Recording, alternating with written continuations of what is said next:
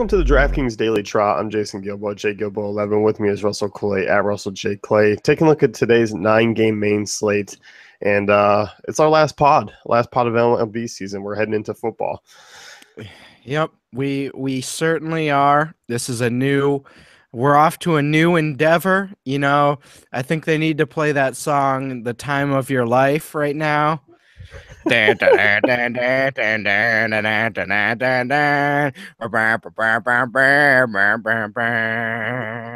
then we all start crying and hugging, and someone throws a diploma even though we're not graduating, and then like a montage, when they it's like you can still see our faces, but they slowly show like a video behind it. It's like fades in and out. Yeah, and we're like, yeah. It's and like then Angels and Trey Turner and it's just Jason Worth punching me in the mouth, and my jaw reverberating, and then I'm going down, and some good memories. Next year we'll make that happen. Gregorio Superstar Pettit and Jet Bandy, The Angels were quite the topic of discussion for how little I used them this year. Yeah, and they definitely were, especially over the last week or so. So, last night was a showcase. I knew it, man. I said it, I don't necessarily like the lineup, but it's I'm not messing with these guys, man. It's like that dude at the bar. You're like, yeah, he's not big, but I know he goes to MMA every week. And I'm not. I don't know how old he's gonna get me in, Feisty little dude. Jumping into the first game here, you got the Blue Jays and Rays. Chris Archer, Jay Happ. In terms of pitching, I don't mind Chris Archer and GPPs, just because there is some strikeout upside with this Jays team. Both these teams are projected for under 4 runs. Basically a pick 'em. Happ has had some struggles with Tampa, and he's kind of been faltering a little bit of late, but I can definitely see some upside in both these guys. I don't really buy this line. Or projected run total of 7.5 or 6.5. I think I don't like that. In terms of Archer, I could see him giving up 4 runs and still having a decent start for his standards. I like this front 3. I'm not afraid to use them. Batista, Encarnacion, totally fine with throwing them out there. As far as the rest of the lineup, I don't really like the secondary pieces, but I'm certainly not afraid to throw 1 through 3 in there. No, I'm not either. You look at Archer, against righties, obviously fairly tough, but there still is a little bit of home run potential. Overall, I'm looking at those guys as kind of GPP plays because they do have some upside, and the Encarnacion and Bautista prices make it a little bit easier to accommodate. Donaldson, a little expensive, and there are some other great, third base options. So it's more kind of if I'm just rolling a really contrarian Jays stack. Certainly contrarian Jays, but I'm certainly not afraid to use them either. I just think this game is I'm definitely hammering the over if I'm a sports bettor is how I'm playing this. Happ, against lefties. I know Happ's been pitching well, but Longoria, Forsythe, I think that's an interesting combination in a contrarian sense. Obviously, if this is a full 15 gamer, we're not looking at this game generally speaking, but as far as contrarian moves, I think that's an interesting mini stack. Yeah, I'm definitely in agreement. Forsythe and Longoria, the 2 pieces that I was looking at. It's definitely something I'd be intrigued with using. As far as anyone else, though, probably not looking at those guys. You have some Nick Franklin shares. You have Matt Duffy in there for value. Maybe a Tim Beckham gets into the lineup. But, value GPP plays, I can't knock it.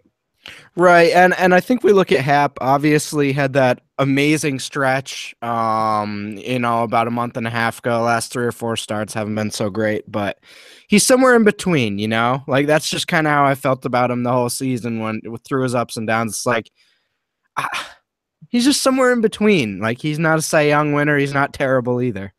Well, he could be a Cy Young winner. Well, he actually could be, yeah.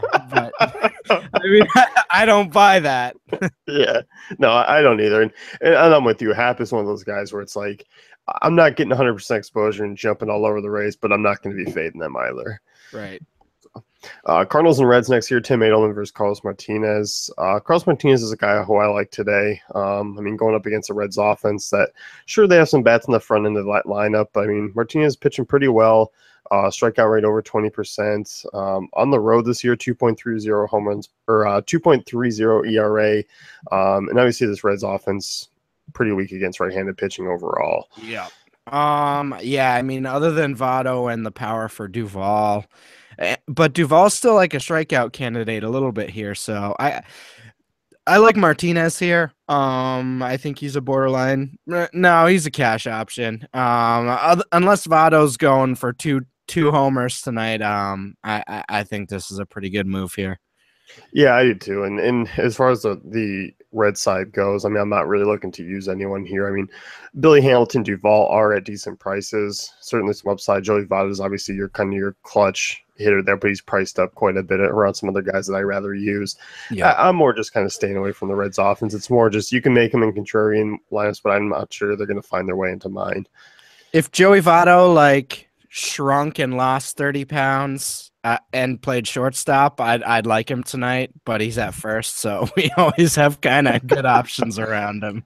Yeah, and in terms of the Cardinals, I mean, you look at Edelman, I mean, in his few starts has struggled with lefties quite a bit. Mm-hmm. Brandon Moss, Matt Carpenter, two guys I'm looking at. Even Jed Jerko, I mean, 4,600 with the way he's slugging the ball. I mean, I'm going to toss him in some GPPs. I think he's a reasonable play there. Certainly. I like this Cardinals team as sort of a contrarian tournament stack. I don't see it being as high owned as I think it should be. Certainly think Carpenter and Moss are cash game options. Piscotty also very much in play. I love that top four. Molina, not quite the value he's been. But I'm not against him, I guess is how I would say it. Greg Garcia, not liking that price, honestly. No, I mean, we like him when he's 2K. Yeah, I like 2,700 Greg Garcia. I can fire away with that. 34 seems you're asking a little much from me, Greg. Yeah, and not even leading off. I mean, give me a break. Yeah. Sorry, man. Yankees and Orioles next year, Wade Miley versus Michael Pineda.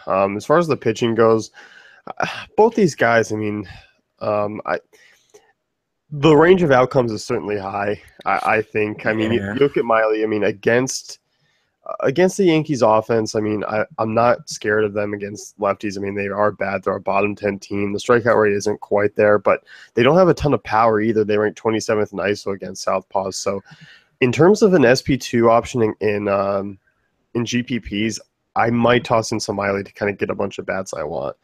Yeah, I don't disagree. I haven't been playing Gary Sanchez, but this might be an interesting night to maybe go a little contrarian with him or Day. You know what I mean, guys. We're too far into the season for me to be changing now. I'm like an old dog. I think this is an interesting day to go contrarian with Gary Sanchez, even though I hate the price. I think this is a good matchup for him. So I know he's been struggling, and if you've been playing him, it's been hurting the last week or so. But I think this is a nice day to go back. Yeah, I think so too. I mean, him, Starlin Castro, I don't mind. Outside of that, though, I'm probably not looking at anyone else. No. I think the Yankees against lefties are pretty much kind of a wash. In terms of Pineda, I mean, there is some strikeout upside. We know Pineda can miss some bats, but there's also potential for a huge downfall. And I kind of like just taking those Orioles bats and kind of going to town and figuring for that home run upside. Agreed. Yeah, I'm with you. Yeah, I mean, you look at the Jones price isn't bad. Trumbo is a little bit pricey, but Jonathan Scope at 3.8, I can certainly see using. I mean, Pineda is a guy. I mean, 1.41 home runs per 9 to righties going back to last year. In that ballpark, could be some trouble. Yep. Nice stacking option. I like Adam Jones and Trumbo, but overall, more of a stacking group to me than an individual group. Yeah, I definitely agree. Braves and Phillies next year, Julio Teheran versus Jake Thompson. Teheran's a guy who I don't mind as the GPP swerve off of other guys. Not as consistent as like a Yu Darvish or guys you're getting up in that price range, but it's obviously a great matchup against the Phillies, and obviously he does struggle a little bit more on the road over his last few seasons, but hard to argue really with him and what's kind of projected here. And hey, you know what? We talked about it last time with the Padres, and he did really well even after a few really bad starts. I mean, when he's in a perfect matchup, he's in a perfect matchup. So this is another great matchup for him. We're obviously not worried about the righties in this lineup for terrain purposes. Odubel Herrera, nice price there. I don't mind going at him a little bit, but the rest of this lineup totally off limits for me. Yeah, definitely agree. And I'm shifting my attention over to the Braves. I mean, you look at Jake Thompson has given up 6 homers in a few starts there, has struggled against both sides of the plate, 1 through 5. And then I'm even going to throw out a cheap catcher named Tyler Flowers, who I like quite a bit at 3,300. So Braves are a stacking opportunity. I think they're cash game viable. I mean, I love Freddie Freeman today.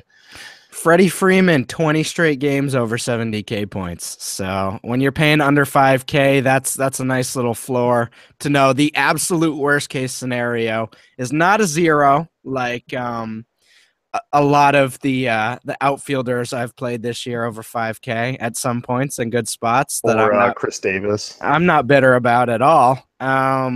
But that's a nice floor, especially against the righty. I think his ceiling is unreal. Obviously, you love the 1-3-5 stack with the lefties there. Not afraid to play Matt Kemp either. I really like a lot of these guys. Yeah, I do too. I mean, Matt Kemp's one of my favorite guys to go at here at this price. I mean, he kind of just fits in. If you want some upside still, he can definitely deliver. Yep. Brewers and Pirates next here. Stephen Brawl versus Chase Anderson. In terms of these bats, I actually like them quite a bit here on both sides. I think some of them could be sneaky. I'm not really looking to use these pitchers, even if they are cheap. Yeah, I'm not looking at Stephen Brault or Chase Anderson. Chase Anderson, you know what? This is fitting that he's on the last one. But where it all began, he's going to be smiling. And against my other, it's like my friend versus foe. I don't want to deal with the Pirates are going to beat up on my friend today, probably. But Josh Bell, love that price. The rest, it's just I'm cool with not touching again. I differ a little bit. I mean, I look at Chase Anderson, I mean, reverse splits guy. I mean, the Polanco and Marte prices are a little bit out of ease, but McCutcheon's been hitting well. I mean, hitting over 350 in the last 10 games. I mean, 4,200 certainly a reasonable price.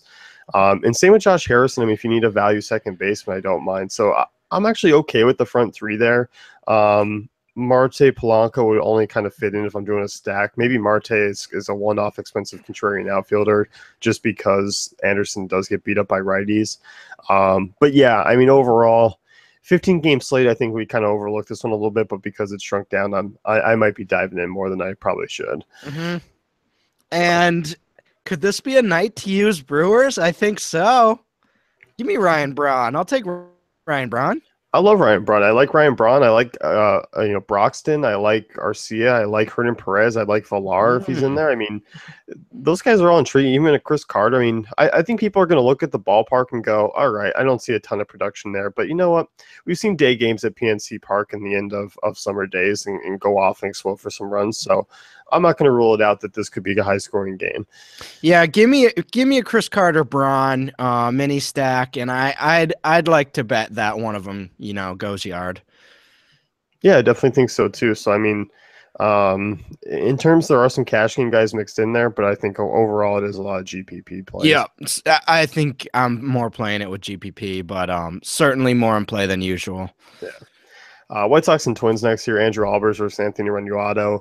This is my favorite game as a whole. I mean, looking at both these offenses, taking on these pitchers, sure, Twins and White Sox haven't been the most consistent, but you know what? When you throw these two arms out there, I'm expecting a pretty good run total on both sides. This is fun. I like this game quite a bit.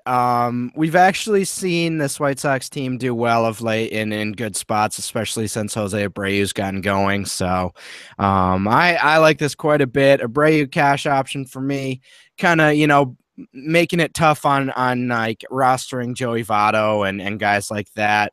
Adam Eaton, I'm okay with him, even though it's lefty-lefty. The Melky Cabrera price, a little surprised how far up it's gone. I liked him when he was a mid 3K guy. That was more fun. But yeah, I mean, Todd Frazier, nice tournament guy as well. Yeah, I'm definitely in all those. I'm in agreement with you. Cabrera price is a little bit out of my range in terms of what he can do for some upside. It's not really a ton, but I won't rule him out. Tim Anderson Right. at 4K. I mean, that's certainly in play for me there. Mhm. Decent shortstop option. Um, and on the Twin side, I mean, everyone outside of really Dozier and Kepler are priced down, and there's tremendous amount of upside. And I think even if you want a value first baseman, I'm okay with Mauer here. I'm glad our analysis of Brian Dozier yesterday was just he's just gonna keep hitting home runs every day because I guess that's just what we assume until he stops doing that. For the month of September, he's just going to hit home runs. That's it. It's not going to end. It's just not ending. So 4 of the last 5 games, he's gone yard. Obviously, love that.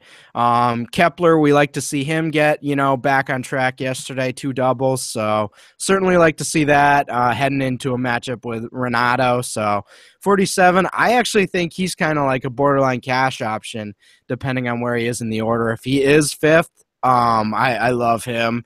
Could be a Mauer night as well.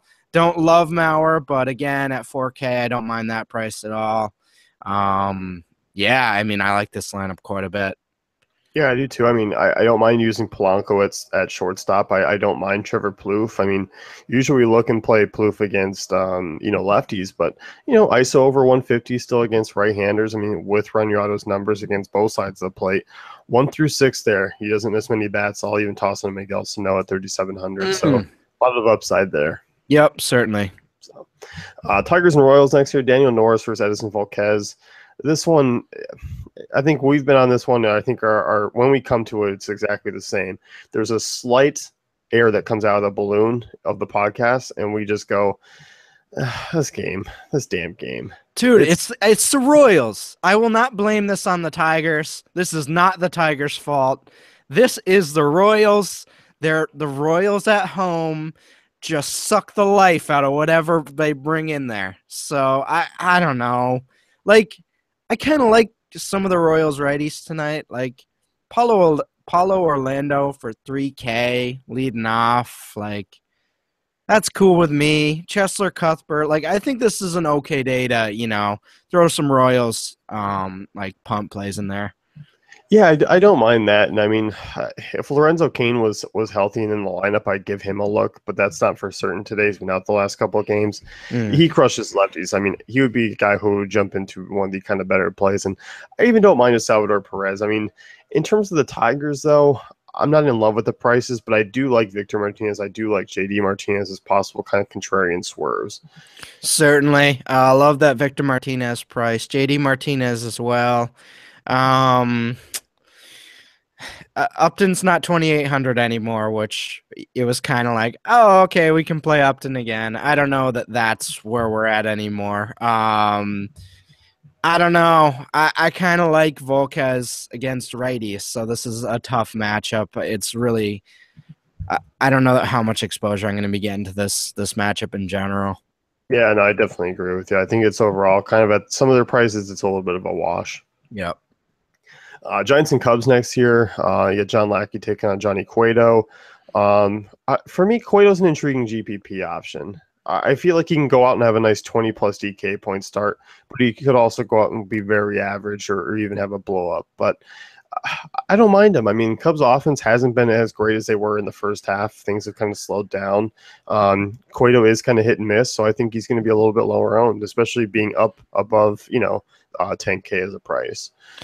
And I mean, this is the cheapest he's been in 3 months. I mean, he's been dancing in high 11, 12K price tag. So getting him below 11K, I certainly agree with this being a nice little move here. So yeah, Cubs offense is obviously awesome. We're not debating that, but in terms of upside, I mean, I could see this happening, certainly. Yeah, I mean, I could too. And in terms of the Cubs offense, I mean, I don't like paying those prices in a matchup against Cueto. Um, and I kind of felt the same way. I mean, on FanDuel, if they were cheaper, I maybe take some shots in GPPs with them, but they're really not. And I just feel like it's an unnecessary risk. They don't come in really the top 5 at their position for me. Sure, Chris Bryant, Anthony Rizzo are the elite options, but as far as using anyone else, yeah.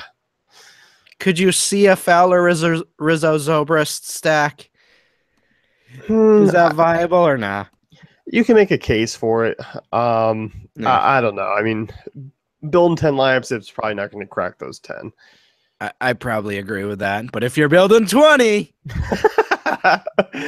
I mean, for me, I actually rather take a stab at the Giants in a little stack. Ooh. I don't mind Pagan, Posey, Pence, or Crawford at those prices. And we don't know what we're going to get from Lackey in his first start back, how efficient he's going to be. And also, Lackey has had a couple more blowups than usual this year.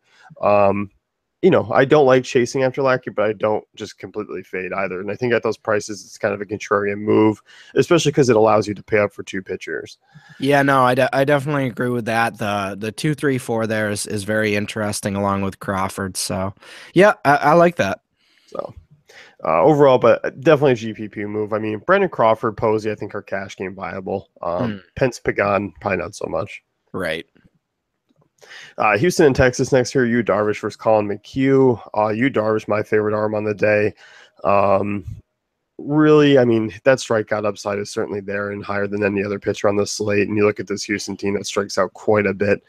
Everything checks off, and even if Darvish allows a couple runs, he always balances that with strikeouts. If you've been playing DFS this year, then you probably know this is a great matchup for Darvish. I mean, we've seen the Astros struggle against righties often this year, get just struck out a lot by righties. So Darvish, obviously coming off a few inconsistent starts, but yeah, cash game, money, best pitcher on the slate in terms of matchup.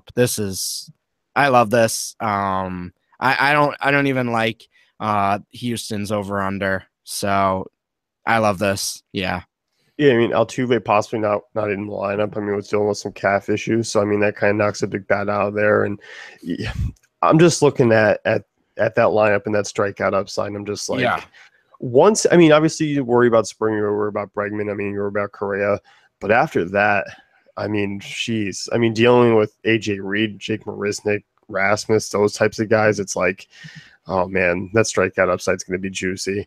No question about it. And I mean, we've been seeing Darvish against a lot of, the Mariners, Reds, A's, like teams that have some lefties. So, well, not really the A's, but I just wanted to throw a third team in there to make my argument sound more convincing. And then it just didn't make my argument more convincing. But he did well against the A's. So that's the point that I was trying to make there, because they're righty heavy and he's good against righties. So how about that? What do you think of that, Jason? I'm in agreement. You don't have to yell at me about it. I don't think people are arguing against you. I mean, no one said anything, and I don't think anyone's going to say anything. Anyway, yeah. Point is, righty versus Darvish, good. Astros versus righty, not good for them. High strikeout rate, yes. Thanks. That's my barbaric way of explaining it.